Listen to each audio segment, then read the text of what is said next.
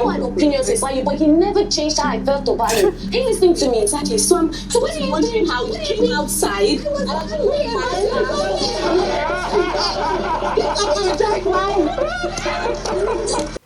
It's Yari's response for me, because I was feeling the same way. Like, what are you guys doing? Cha all around. Just apologize. This thing is obviously something that you guys can settle without all this noise. So when Yari just reacted, I was like, okay, thank you. I did not see that coming from him at all, but I like the fact that he did what he did, and it was so hilarious, so hilarious. So let's talk about tonight's reunion show. They're still on the whole couple something. They were addressing all the different couples, and then, you know, how they were in the house, how things went, things have been with them, and, you know, coming out of the house. So first of all, welcome back to my channel, guys. If you are new here, please do subscribe, turn on your post notifications so that I can get notified each time I post a brand new video, and don't forget to give me a thumbs up. So how did they even start in tonight's reunion? They began with Saga and Nini. Basically, Ebuka was just asking Saga that why was he still like doing everything he was doing with Nini, like being all around her, trying to try.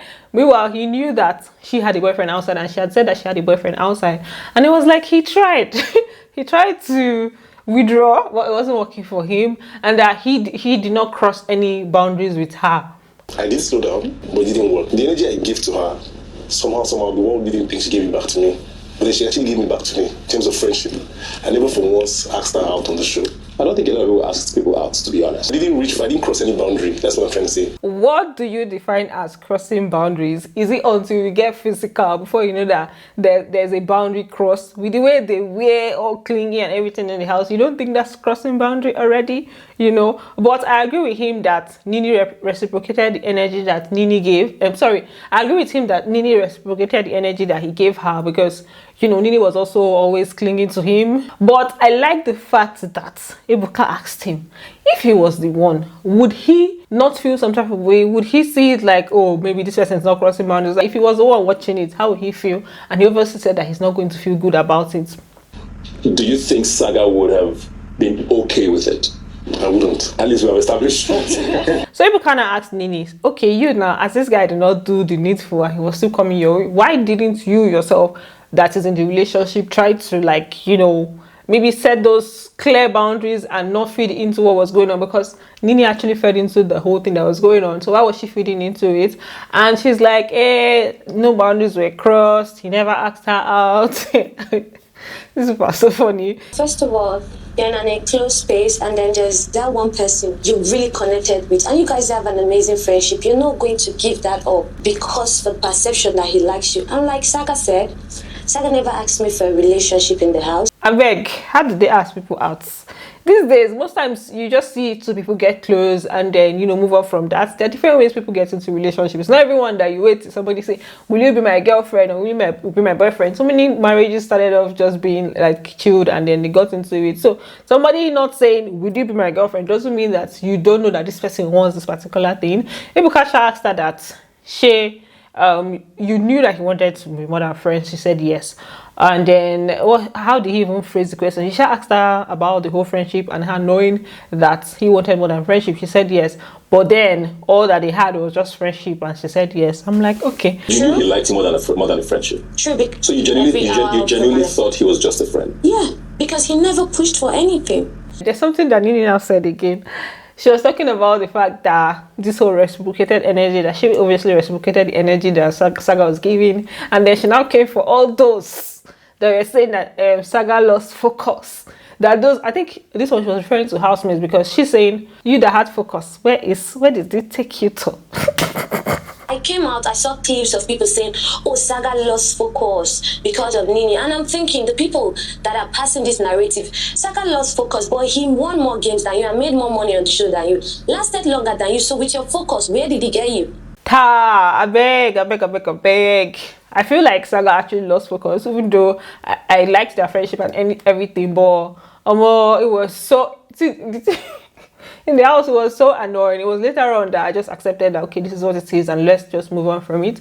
So the only good thing I like is the fact that she stood up for him. It was very cool to see that she was standing up for him. Imagine him coming out to say that. It's good that she was the one saying it. So it just made sense that, oh, you know, she's the one like standing up for him. And then Ebuka asked her that you know, based on the fact that she had a boo then, and you know, she was saying so much about her Buddha.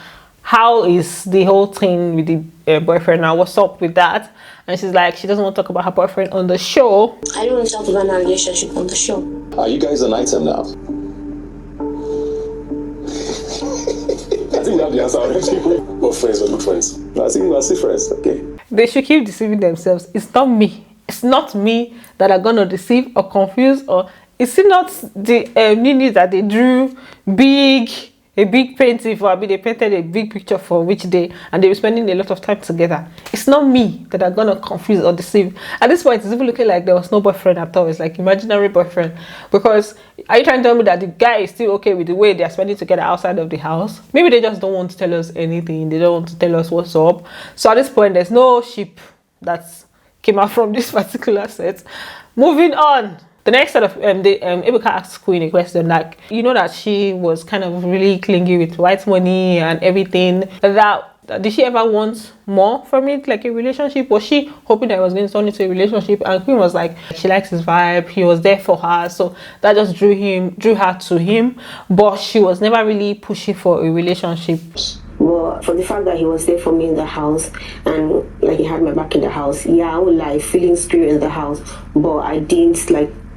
I only said to you that, oh, if it happens, yes, but then I was not pushing for it. Like, I wanted it to be like, no. People kind of asked Whitemoney kind of like the same question, and Whitemoney was like, he liked her at the best time that he had in the house. In fact, the best time of his life, I mean, when he was in the house was when Queen came in, like when she cooked. He was like, oh, I've seen somebody that like can be a helping hand, and then he started liking her from there.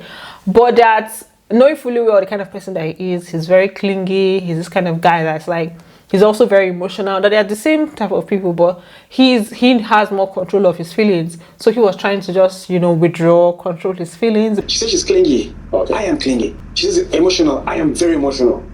People would have been a magnet. That is it. To get that. That is it. I might have said some things, but not in any way to demean her. It's the way she was just smiling for me. I was like, love still lives here. Then I asked what now happened with them and everything. And the Whitemoney was when he got turned off, like what really put him off, what was the major issue for him was when Queen said that when she leaves the house, she's going to knock Cross and knock him. Like, you guys remember that thing that happened in the head of house lounge? Queen was saying, I don't know whether she's trying to use that to make him jealous, but she just said something like that, and he said that one just threw him off balance. That he said that he's just going to lay back and see what happens after they leave the house. When we go outside, I'm gonna cross or something, cross something like that. She remembers. Wow, that put me off balance. He was now saying that even after they left the house, she was still like that. I don't know what he means by she was still like that. I guess maybe he meant she was just still maybe free with other people, because you know, in the house, Queen was actually free with so many with some guys. Like the way she was with Cross, then sometimes can't remember when she would go and like dance around with Perry, you know. A lot of the dynamics in the house was how it was. But he said on coming out of the house, she was still like that. I don't know, he didn't really explain what he means by that. He now went on to kind of said, okay, before you blocked her, I didn't even know of the blocking issue. I know there was an Instagram block whatever, but I was not really paying attention to it. And then Whitemoney was like, he never blocked her until you blocked her. I never did it. I can't even tonight. I can't even bring my phone. Someone just gave me 200k, 100k first week. I gave me another 100k today. How will I block her the next 2 days? I need to be friends with Queen. Hey, she, as in, the money was just flowing left, right, and center.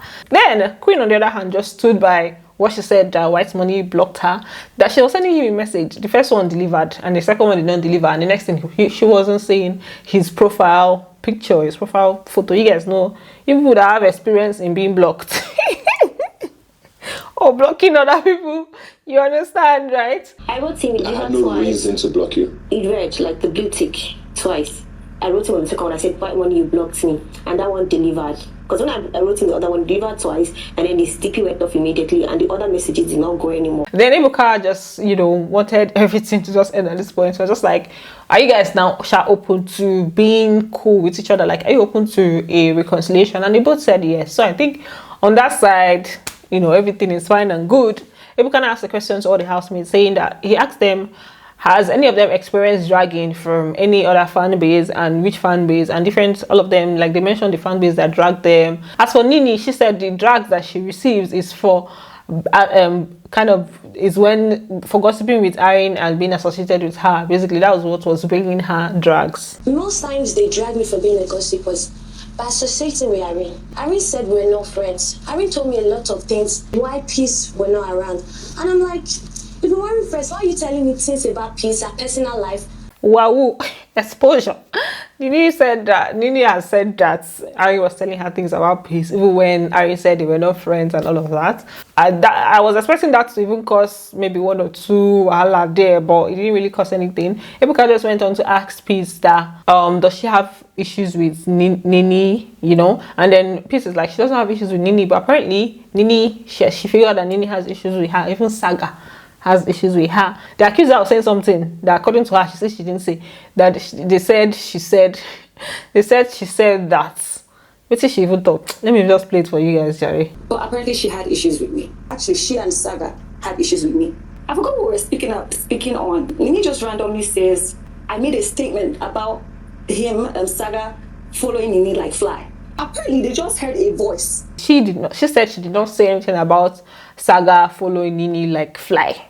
That they just heard a voice from wherever. That even if she said it, that he only with his full chest. So why would that now be the issue for them to be beefing her or have major issues with her? And then they now moved us back to Irene and Nini. And then Irene was now saying that she was trying to make a point that she feels like Nini, the reason she kind of started avoiding her was because her team and her fans were just saying different things to her, preaching to her about like maybe avoiding Irene and not associating with Irene. And then she made reference to her genetics, and then okay, I mean, look at her genetics, and I'm like, where did that even come from? Like, where? If you know, look at how she looks, and like your genetics has given you everything. So you go in and you come out. Wait. Let me just stop interrupting. Your team is telling you, oh my gosh, you were friends with these babes that these people hated. You care more about your relationship with Angel, Maria, Whitemoney, the obviously more popular people. I feel like she was talking about pretty privilege. And I kind of understand her point, her angle though, because Irene was dragged for things that were done in the house. And at this time where things were still hot, Nini was still in the house. So Irene received all the dragging from the conversations she had with Nini, Peace, almost everything that they did together. Irene received the dragging because she came out early. And a lot of people were coming for her, like her physical looks, like calling her ugly. And then Nini also trying to avoid her. The whole thing was somehow, like, she's saying that was somehow, but I get her angle. I get her a little bit. Moving on from that, they now came back to discussing the issues that they had. Nini was now saying that this is the thing I told you that really hurts me, and you did not acknowledge it. You didn't say sorry to me. You cannot tell me what is going to make me feel bad. You can't tell me what I'm supposed to feel hurt by and not feel hurt by. But it pained me because you were my friend. You did not feel a single pinch of those drags. So you know, it goes back to what I said that your people told you. I mean, please just listen to me. That's why we never settled this issue. I mean, I was hot. Is it your hot? Then after that, now my dear, they still continue though. Then this is now when they now said that they should just okay, this is when Irene now apologized. Irene now apologized to Nini, and then Nini apologized back to Irene, and then they hugged it out, and that was it. After then, I was still good with you. I've never spoken about you badly. I'm sorry that you Wait. Where's my sorry? I'm listening. Irene, I'm sorry I gave you an attitude the first day I saw you. Yeah, really the peacemaker. I hug it out, let's go. Nobody's gonna stress me. Nobody's gonna give me headache. So yeah, that's it for this video. Thanks for watching, and don't forget to give it a thumbs up, and I will see you on the next one. Bye. Love you.